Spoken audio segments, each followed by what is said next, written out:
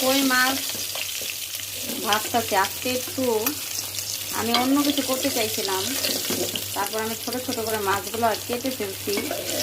তারপরে আমার ওগুলো আরেক কথা মনে পড়ছে, আমি এটা চাইছিলাম কই মাছ দিয়ে অন্য কিছু রান্না করতে। পরে চিন্তা করলাম যে না, এমন আছে সেটা ভালো হবে না, কারণ কই মাছ ঠান্ডা হওয়ার পরে একটা আলাদা গন্ধ করে, সেটা তো সবাই জানেন আপনারা। আমি কই মাছ দিয়ে মাসকালাই ডাল রান্না করতে চাইছিলাম, আমার খুব খেতে ইচ্ছে করতেছিল, যেন মাছগুলোরে তো ছোট ছোট করে কাটছিল। এখন আবার টিউশন গুঁড়াই ফেলাইছি, টিউশন চেঞ্জ। মুরগি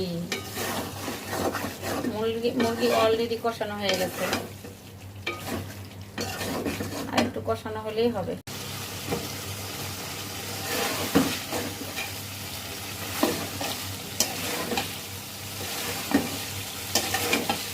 আমি মুরগি খেতে বেশি পছন্দ করি আপুরা।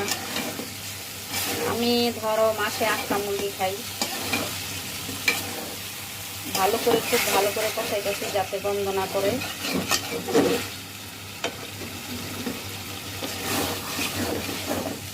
ভালো করে না কষালে কিন্তু রান্না মজা হবে না।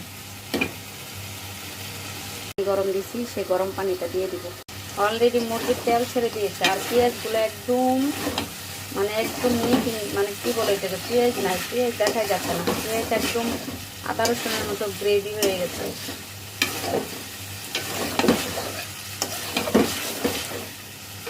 অলরেডি বলতে গেলে মুরগি হয়েই গেছে, যার শুধু খালি একটু হালকা পানি দিয়ে